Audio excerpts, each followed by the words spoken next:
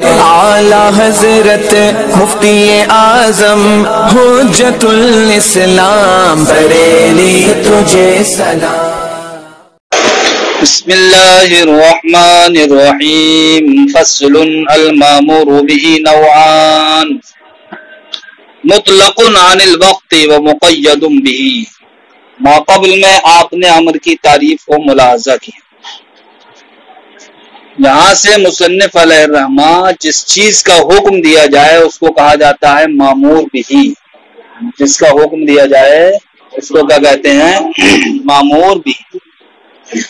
تو مامور بھی کی کتنی قسمیں ہیں؟ مصنف علیہ الرحمہ اس کا آغاز فرماتے ہیں مامور بھی کی دو قسمیں ہیں۔ مامور بھی کی اس لیے کہ جس چیز کا حکم دیا گیا ہے آیا وہ چیز یا تو وقت کے ساتھ مقید ہوگی یا وقت کے ساتھ مقید نہیں ہوگی۔ مثلا نماز، اقیم الصلاۃ، نماز قائم کرو، تو نماز کیا ہے؟ مامور بھی، اس لیے کہ اس کا حکم دیا گیا ہے۔ لیکن نماز ایسا مامور بھی ہے جو وقت کے ساتھ کیا ہے؟ مقید ہے۔ عصر کی نماز ابھی پڑھو گے؟ کیوں؟ اس لیے کہ جناب والا عصر کی ہم پر جو واجب ہوگی، فرض ہوگی، وہ وقت آنے سے ہوگی۔ ہاں ظہر کا وقت ہو چکا ہے تو ظہر کی ہم پر کیا ہو چکی؟ واجب ہو چکی، فرض ہو چکی۔ تو یہ نماز ایسا مامور بھی ہے جو وقت کے ساتھ کیا ہے؟ مقید ہے۔ ایسے ہی اللہ رب العزت کا فرمان ہے آتوا الزکاۃ، زکوٰۃ ادا کر۔ زکوٰۃ مامور بھی ہے یا نہیں؟ زکوٰۃ کا حکم دیا گیا ہے بھائی، اس لیے کیا ہے؟ مامور بھی۔ لیکن اس زکوٰۃ کی ادائیگی کو کسی وقت کے ساتھ مقید کیا گیا ہے کہ فلاں وقت میں ہی آپ کو زکوٰۃ ادا کرنا ہے، بتاؤ۔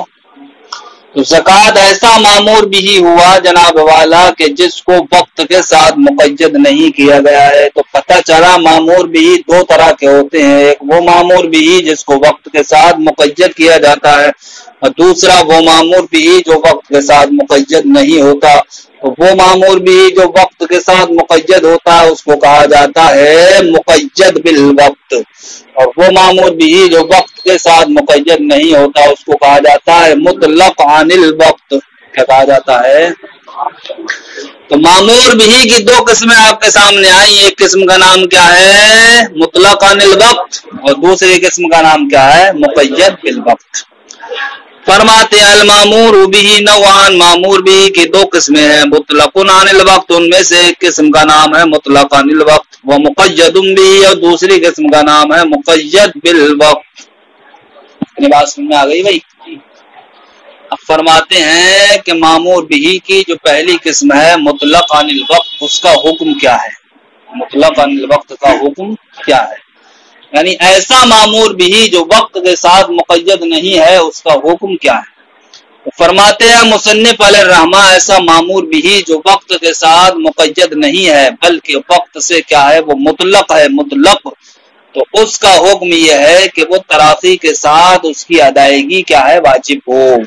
تراخی کے ساتھ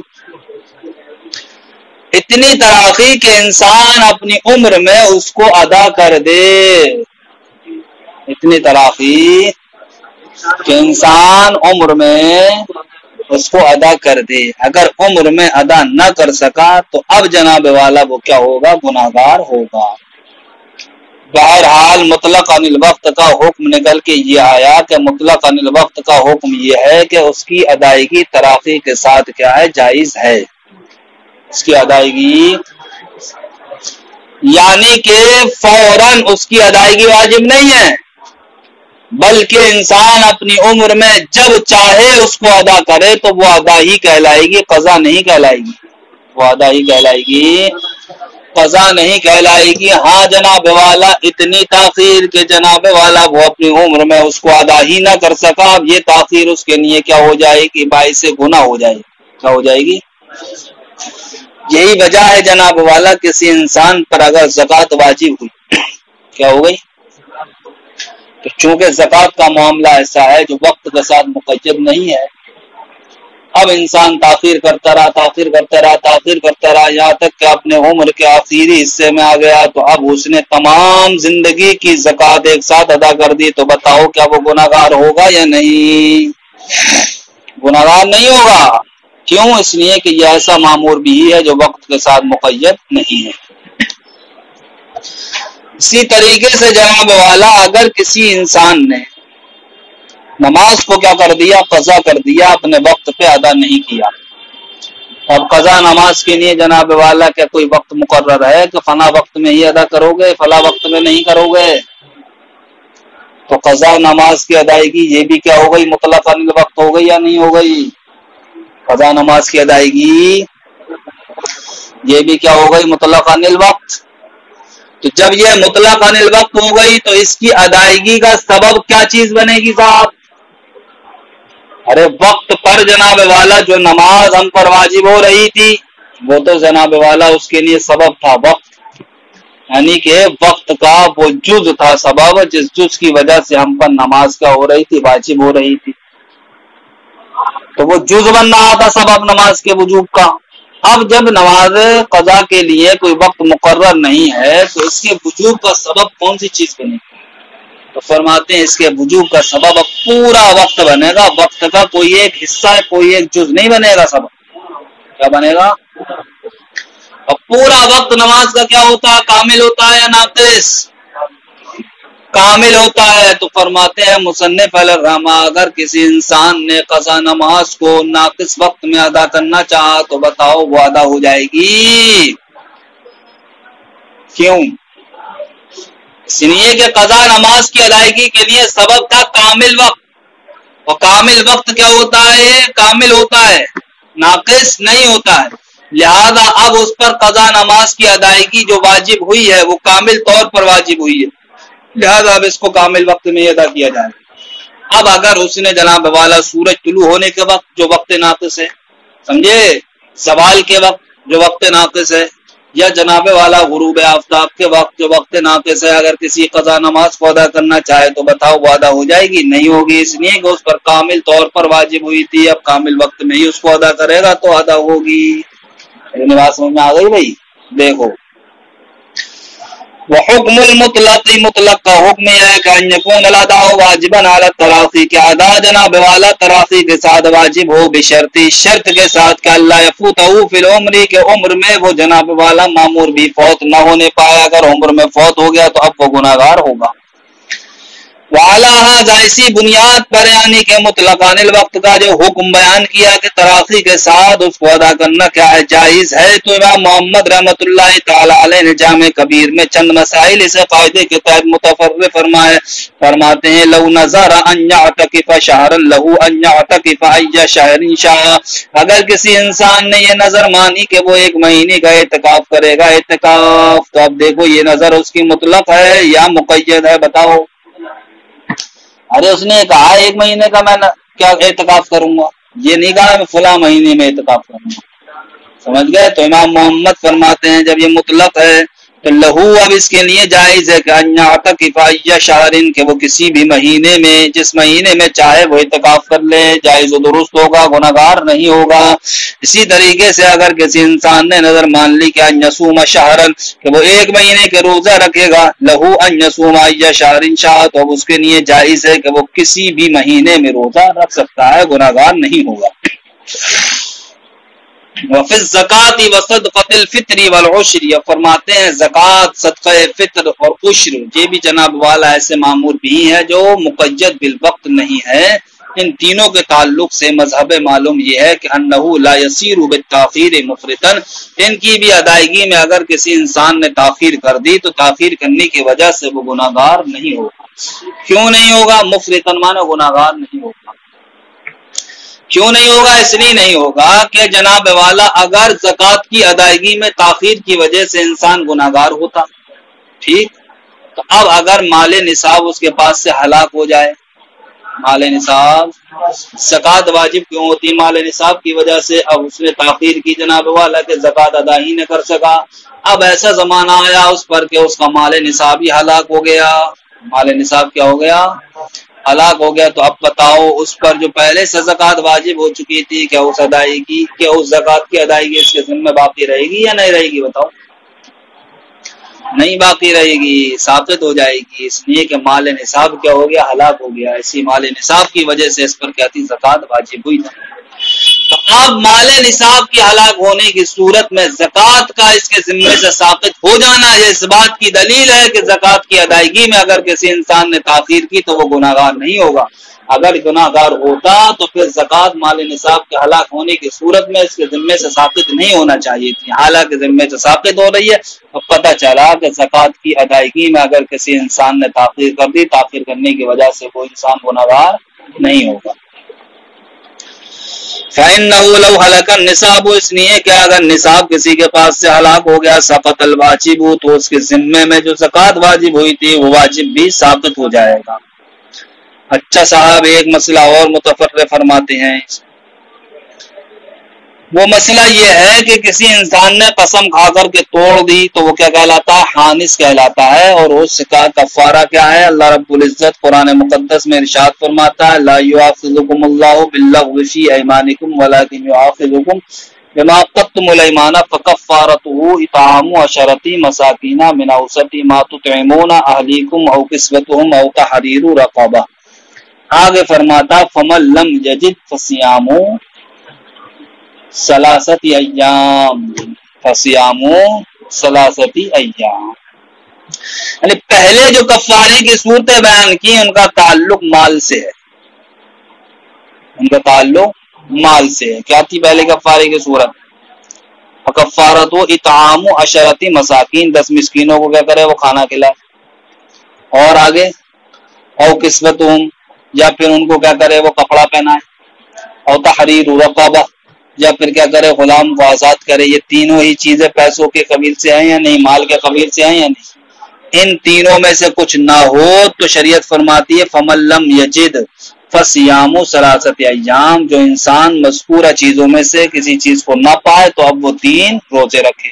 کیا رکھے وہ؟ تو روزے رکھنا جناب والا یہ عبادت مالیہ میں سے نہیں ہے بلکہ عبادت بدنیہ میں سے ہے. تو پہلی کفارے کی صورت کیا ہے؟ عبادت وہ مال کی جنس سے ہے، اور دوسری کفارے کی صورت بدن کی جنس سے ہے. ٹھیک. اگر انسان کے پاس جناب والا مال وغیرہ تھا لیکن اس نے کفارے میں کیا کی؟ تاخیر کی. اس لیے کہ کفارہ بھی جناب والا ایسا معمور بھی ہے جو وقت کے ساتھ مقید نہیں ہے.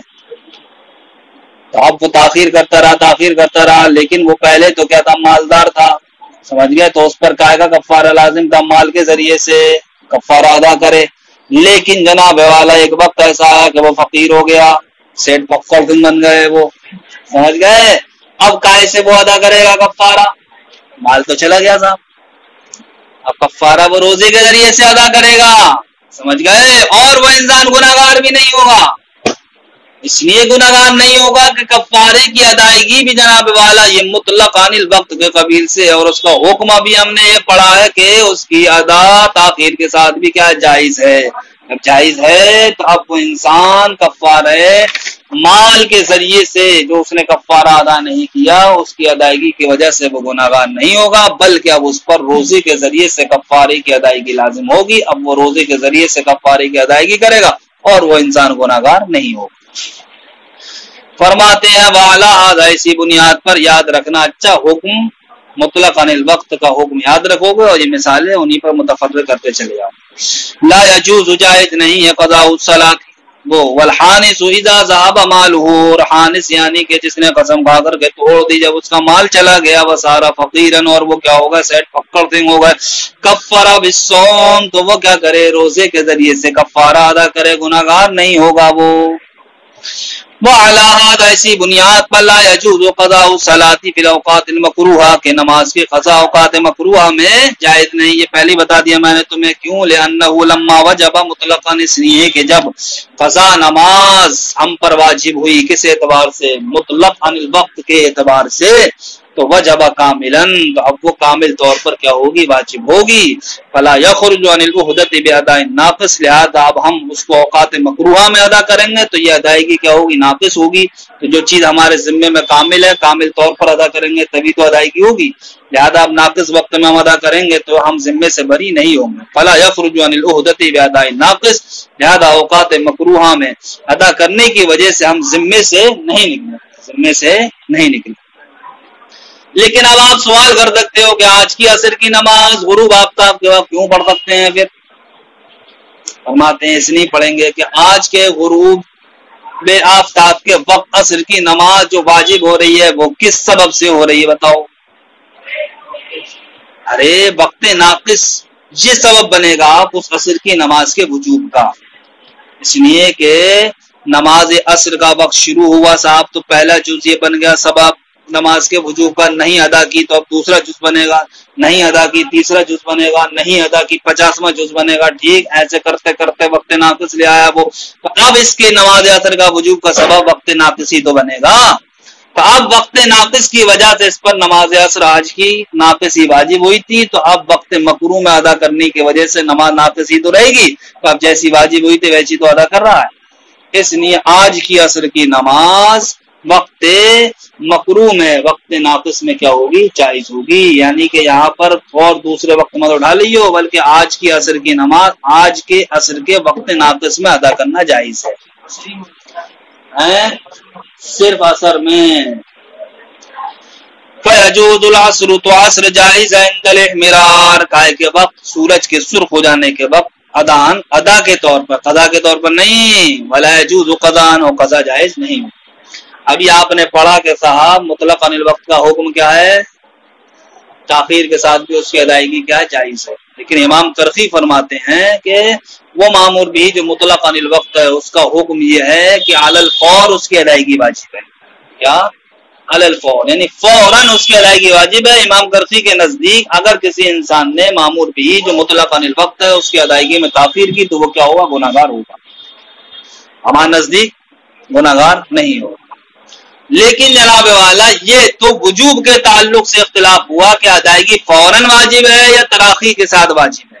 لیکن رہا یہ کہ مطلق عن الوقت کی ادائیگی میں جلدی کرنا مستحب ہے یا نہیں، تو تمام ائمہ کا اس پر اتفاق ہے کہ مطلق عن الوقت جو مامور بھی ہے اس کی ادائیگی میں جلدی کرنا مستحب ہے سب کے نزدیک.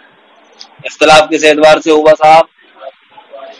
صاحب تراخی کے ساتھ واجب ہے یا علی الفور واجب ہے، اس تعلق سے ہوا اختلاف. رہا جلدی کرنا تو وہ تمام کے نزدیک کیا ہے؟ مستحب. فرماتے ہیں وعن الکرخی، امام کرخی کے نزدیک ان موجب الامر المطلق، امر مطلق کا موجب کیا ہے؟ الوجوب علی الفور، فوراً ادائیگی کیا ہے؟ واجب.